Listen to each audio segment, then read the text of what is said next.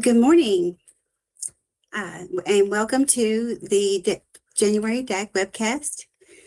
I am Shara Savage, the Director of the Division of Assessment and Accountability Support.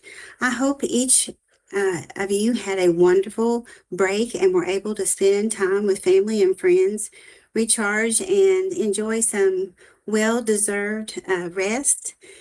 As we start this new year, we want to wish each of you a very happy new year, and we hope that your year has started off on a positive note. As we move into January, our work here is quickly picking up. Access testing is now underway, as well as the AKSA makeup window. We know this is a busy time for districts and schools, and we truly appreciate the careful planning and dedication you bring to supporting students and staff. So thank you for joining us today. We're glad you're here. So let's get started. Here's a look at what we'll be covering today. We'll begin with updates on the college admissions exam, the SAT. Kristen Roseberry will walk us through key reminders, upcoming dates, and important considerations districts should be aware of as they continue their preparations.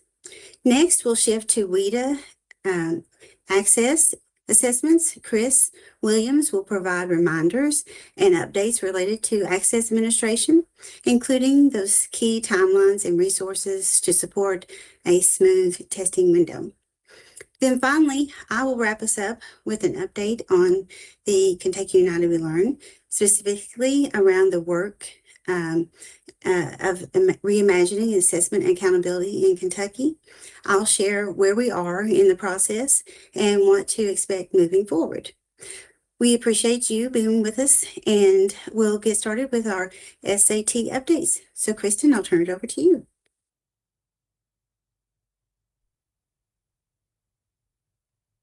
Thanks, Shara. As she said, I'm Kristen Roseberry, and I have just a few of the SAT reminders for you today. So as a reminder, please submit requests for the College Board approved accommodations and EL supports for students by Friday, January 12th. I do want to add that this is a soft deadline, and so that if you have students who transfer in or need accommodations requested, maybe they have a new plan after that date, please complete the request as soon as possible so those can get approved before the test window. College Board will also host a technical readiness webinar on January 15th from 10 to 11:15 a.m. Eastern. This session will walk through key setup and troubleshooting tips, and DACs are encouraged to register for this webinar as well as share this link with your technology staff. The slide deck and link to the recorded State Administration November Fall Test Coordinator Training are now posted on the Kentucky College Board SAT webpage in the training section. Also, we have available the parent notification template letter for student participation in the SAT that we discussed during those November trainings. It is also available on the KDE College Admissions Exam webpage under resources. And I think that is all that I have for you today. Devin, do we have any questions about SAT? No, we have had no questions come into DAC info at this time. Thanks, Devin. And I will now turn it over to my colleague, Chris. Thank you all. Thank you, Kristen. Hi, I'm Chris Williams, and I'm a consultant in the Office of Assessment and Accountability as well. And today I'm going to bring to you WIDA Access Assessment reminders. So let's begin. So we've started our new year off with access testing. It started January 5th as soon as we got back, and that will last till February 13th. We do have no opt-out of testing policy on our KDE website because all of our students are to be either in-person testing. We do not have any remote testing for any of our state-required assessments, and especially not for our WIDA access and WIDA alternate access assessments. Also, we do offer off-site testing for our students who are in a home or hospital type situation, etc., for our students, so that way they can be tested throughout the window. But keep in mind that we always want to maintain test security whenever we're doing in-person testing or doing any type of off-site testing for our students. We want to make sure that with our test materials, that we're keeping our test tickets, if we're testing online, secure. If we're testing paper, with our test booklets for our alternate or our kindergarten, or our large print or Braille for our students. And then also for our grades 1 through 3 students who are taking their writing in a test booklet. Also, you are allowed to have scratch paper on on our assessments. We do say, I know when you're testing online in the domain of writing, that there is the notepad that you can take, notes on. If you're doing, any other type online testing, then if the student requests that they need a scratch paper, please make sure to provide that for the student. And of course, when they're testing paper pencil, they can use their, they can request any scratch paper for that as well. So scratch paper is allowed. We get that question a lot through the test window. And that is also in the administration code that to allow scratch paper on all of our state required assessments. Another thing is with some cautions that I want you to say when you're using scratch paper for access and alternate access is, please, when it comes to, remember, this is for the student to take notes on. Is to jot down just a few ideas. It's not to write out a script when they're doing the, speaking. They do not write out a script and then, push record and read exactly, because we want it to be authentic for the student when they're taking that and what they are speaking at the time. Also, another caution is when it comes to the writing domain, be careful with scratch paper with the writing domain. Should be just to jot down a few ideas for the student to be able to remember, as well as when they're doing their writing responses. It should not to write out their whole entire writing response and then transfer it over into the booklet or into the system itself if you're testing online for grades 4 through 12. We do want you to make sure that you're maintaining test security throughout. Make sure that you have a check-in and check-out process of these materials each day. Make sure that you're keeping these materials in a secure, double-locked storage location that has limited access to those materials. People ask, questions about the double locked. Of course, we want to follow those protocols, make sure they are double locked, that if you're keeping them, some will keep them in the office most of the time, and they will sometimes put them in a locked cabinet within that locked room, or sometimes they like to put them in the vaults too as well, and keep those secure. That way it's limited access. And the reason why we want that is because we don't want people going in where there are secure test materials. Also, with the janitorial, staff coming in and taking care of, we don't want materials to be thrown away, etc. So keep that in mind when you're, looking for your locations to keep your secure test materials. Also, another thing is to monitor students. Always monitor students, walk around, make sure they're not using their cell phones during testing, make sure that they're, doing, when they're testing online, or whether they're testing,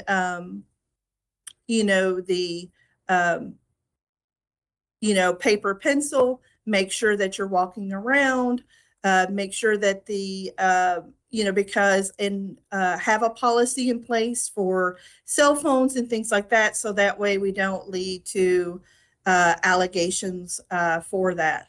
Another thing is with, you also have with the tier level report in WIDA AMS. So when a student is testing online, they will they will test reading and listening first. Once they do reading and listening first, then you will also go into WIDA AMS and do a tier level report. So keep that in mind when you're doing this. So that way you will go and check that tier level report once the student has finished those two domains, and then you'll be able to go into WIDA AMS, look at the tier level report, and it will show which tier level booklet to pull for that particular students in grades 1 through 3 for writing only, because the other 3 domains they take online. Make sure that your students are also in test registrations, all 4 test registrations except for grades 1 through 3, who will just be in 3 registrations. Make sure they are ready. Make sure that you're printing out your test tickets prior to right before the test window begins. Usually we say the day before to be able to print those test tickets. Another thing is that also comes in important with the writing booklets in the tier level report when you get ready for the additional order material in WIDA AMS, because that opened up December 2nd and will stay open till February 6th. Of course, those are, we grant permissions for those particular ones. And so just keep that in mind that, you know, if you need to order additional materials, please make sure to go in and send me an email, and I'll be more than glad to, you know, go in and assign those permissions to you so that you as the DAC will be able to go in and order those materials.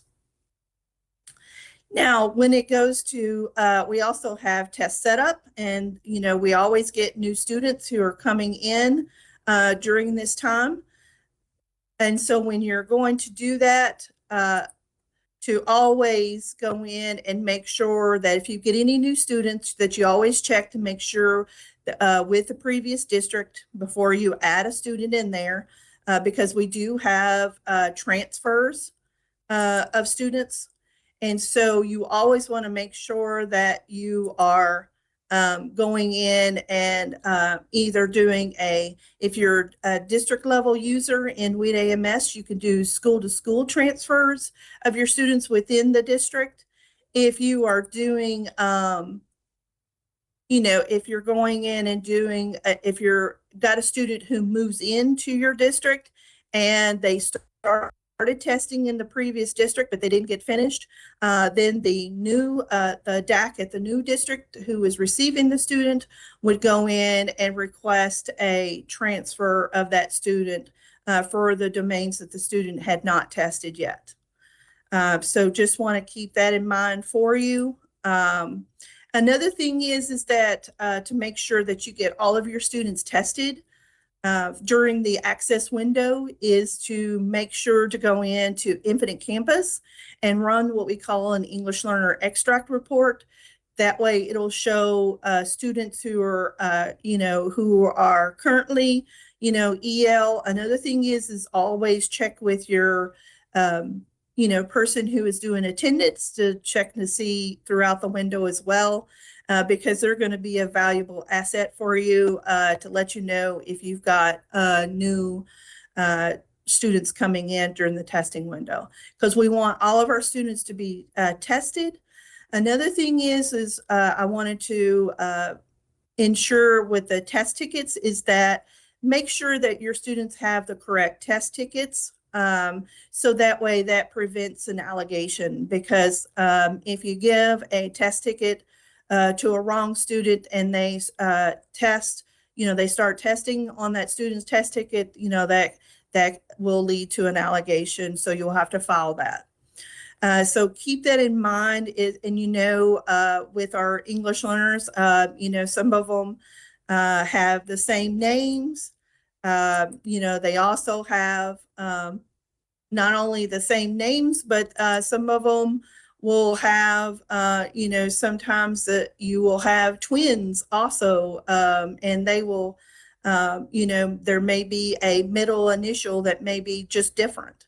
So just keep in mind to keep looking, make sure to let your proctors know to look at those test tickets, and make sure and ensure that that student has his or her test ticket when testing with Access. Now, we talked about the student transfers. We also have seating charts. We have individual and group seating charts for all of our state required assessments, and that includes Access and alternate access. So with those, you always want to make sure that you are providing those seating charts, that, it reflects the teachers, the proctors that are in there, proctoring the test, any individuals who are assisting, with the proctor as well. Because a lot of times with special education, when you're doing alternate access, the special ed teacher will also either have an aide or also have the EL teacher also in there as well. It depends on the situation of the student, but always, and then make sure that you have that form filled out and also a diagram of what the room looks like, whether you're doing individual testing or group testing for our students. Now, another thing is accommodations, because, for accommodations for Access, the only way you can have accommodations on our Access assessments is if you have an IEP or 504 only plan. With those accommodations, there are forms that you want to fill out for the proctor who is administering, whether they're administering the Access online, whether they're administering alternate access or kindergarten, and they're providing accommodations. There is a form in the back of the accommodations and supplement manual for our students, but then also those individual forms are underneath the WIDA Secure portal. If you have a WIDA Secure portal account, you can print those off too as well under resources. So make sure that you're providing those accommodations to the students on their plans. Make sure you're looking at that accommodations and supplement, because on the forms, it will tell you in which domain that student can have those particular accommodations on. And so we don't want to invalidate the assessment as well. Now, another thing is that opened, when the Access window opened for testing is the Access rosters. So we have the WIDA Access and WIDA alternate access rosters that opened up in the student data review and reporting application. That opened up on the first day of the testing window, and that will stay open through March 9th at 5 p.m. for new non-participation tickets only, and then it will final close on March 10th. Another thing that we do is remember that those are for non-participation only. That is not, those will not be pre-populated with students. They will be blank until you need to add that non-participation. Also, the forms, if you have medical non-participation, you need a medical non-participation, those forms are out on our KD website, and you'll see those linked here in a few minutes for resources. Another thing is that we also have students who move before the testing window begins. If you've got students who move before the testing window, there's nothing to do in SCRR. But in WIDA MS, you want to remove the student from all test registrations. If the student was going to be testing paper with kindergarten or alternate or any of the accommodated materials of large print or braille, you do not want to apply a label to that booklet, and you just hold on to the booklet and to the pre-ID label, because our students are very mobile and they may come back to you. So just keep a hold of those and make sure those materials are secure. Now, if you have a student who moves during the testing window, and then you would want to fill out that withdrawal during the testing window and non-participation, add that student and put that in there. Also, we have non-participations of students who are expelled without services for our English learners for the rosters in SDRR. And then we also have 2 other non-participations of with the IFEP, which is initially full English proficient. That's only on the screener. If the student, in grades 1 through 12 who took the screener and exited off the screener, but then they showed up in WIDA AMS, you want to make sure that you do not test those students. Another one is RFEP, which is Reach Full English Proficient, and that means that student had exited off of previous access. And so those students should not be tested either on the access assessment for this year.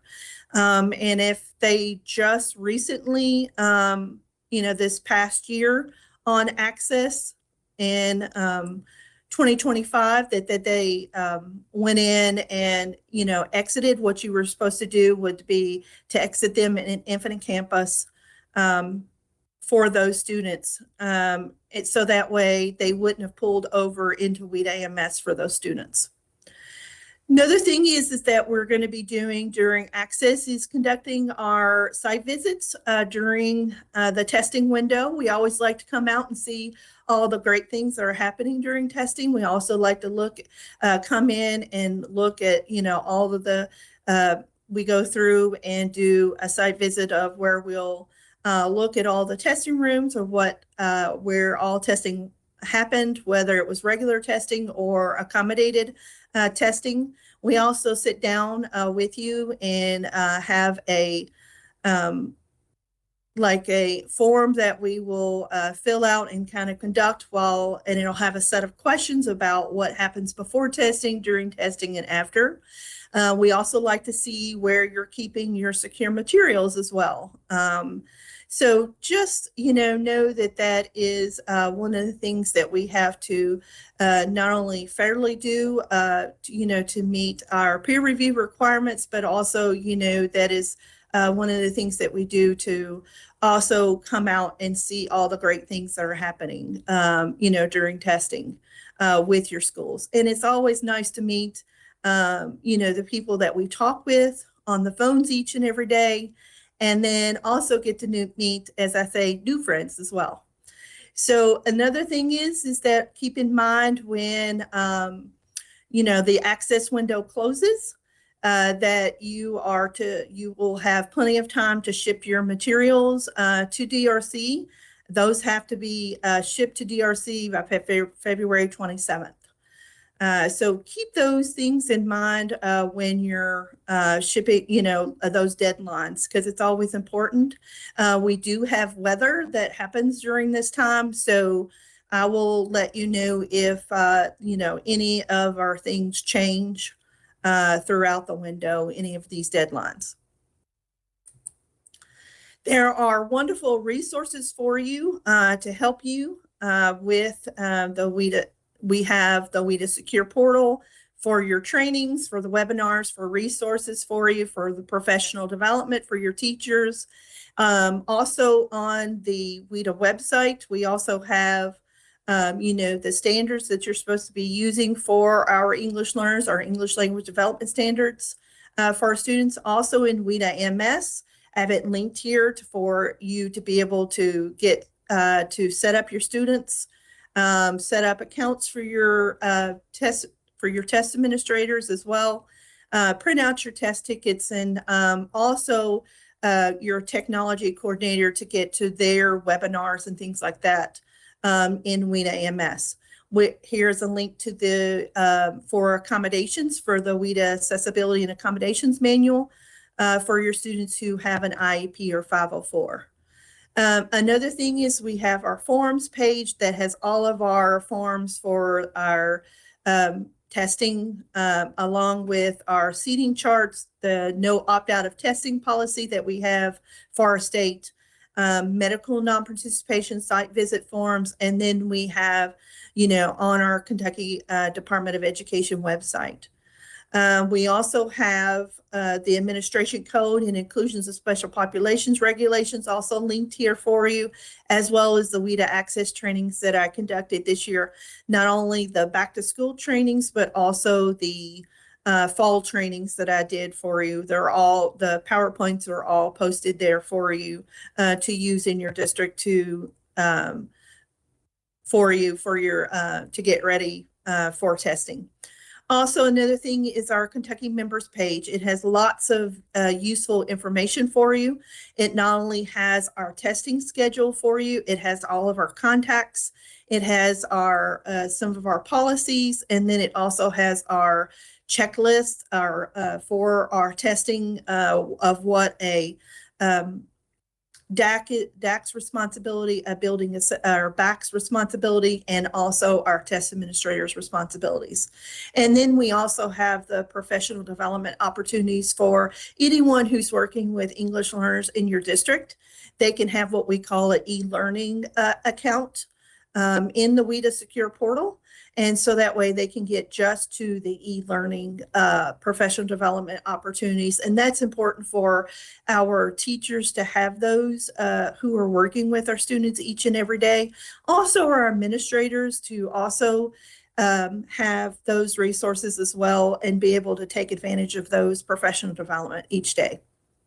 So I think that is it for our access and alternate access reminders. I hope you have a successful administration because it's been going, knock on wood, it's been going smoothly this year, and weather has been cooperating so far. So we hope it continues that way. Devin, do we have any questions about WIDA access assessments at this time? Yes, we do. All right. Our question is, do we need to fill out a form or get approval if we need to do off-site or off-schedule testing for access, home hospital, etc.? No, what you want to do is whenever you're going to do any type of off-site testing, you want to make sure that you do, that you do follow our test security protocols. Make sure that whoever is going out is trained to administer the assessment to the students, whether it be in home or hospital situations. We do want your technology coordinators to make sure that the devices that are going out, like the Chromebooks that the student is going to be tested on, that they are tied to the network at the school or district. And make sure that, that you are making sure to also do seating charts and things like that when you're going out, because that would be individual for those students. And so you always have to do those seating charts as well when you're going out. So and make sure that you have a check-in and check-out process when those students are going for off-site testing, or when they're going to home hospital type situations. Devin, is there any more? No, there are no, it was a good question. There are no further questions about access. We did have one come in regarding the SAT. Okay, well, thank you. And you all, Happy New Year, and let's have a successful year, and know that I'm here to support you. I'm going to turn it over to Shara, who will bring you some updates. Yeah. But first, Devin, you said you had a question to come in for SAT? Sure, I'll go ahead and ask that now. We had a question about the SAT and whether or not the contract is finalized or if it is still being reviewed. Okay, yeah. Kristen, I'll take that one for you. The contract for the for College Board for them to administer a state college admissions exam was finalized and announced the July the 1st of this year. That contract with that vendor went through a very thorough procurement process and was finalized, and that contract began July the 1st. We did have a protest to come in that halted the work of that contract with College Board, but it was found to have no merit, and therefore we continued with the College Board contract. I believe the protest was announced to have no merit and ended. I believe that was the last of August, or in September. And so the contract with College Board is no longer and has not been under review. And we are moving forward with the College Board as our vendor for the college admissions exam. Okay. I hope that answered their question. Do we have any other questions, Devin? We did have another question come in about the SAT, but it's specific to a situation. So I'm going to go ahead and forward that to Kristen for her to provide direct assistance. Okay, all right. Okay, so then if we have no further questions, I'll go ahead and bring you some information around imagining assessments and accountability in Kentucky. So over the last several months, KDE has been actively engaging with legislators to advocate for the reimagining assessment and accountability in Kentucky. You've heard us talk, you've heard Jennifer Stafford, and you've heard myself and others in KDE talk about Framework 4.0. The legislative session began on Tuesday, January the 6th, and as a result of our advocacy, us out there advocating for 4.0, we are hopeful that Framework 4.0 will be introduced as a bill in this legislative session. The 26th session will run through Wednesday, April the 15th. And as always, we will continue to closely monitor all education-related legislation, and we will share any bills that may impact Kentucky's assessment or the accountability systems. Your awareness and understanding are essential, and we are committed to ensuring you have the timely and accurate information you need. OAA encourages you to stay informed and engaged throughout this period. So with that, that ends our presentation today. But before we close out, Devin, was there any last minute questions come in for any of us that presented here today? No, there are no further questions. Okay, thank you, Devin. So we want to remind you that if you have any questions or comments following today's webcast, please don't hesitate to send them to us at dacinfo@education.ky.gov. And as always, we thank you for your participation here today. And our next monthly DAC webcast is scheduled for February the 12th at 11 a.m. So we hope that you can join us at that time as well. And until we meet again, take care and remember that OAA is here to support you.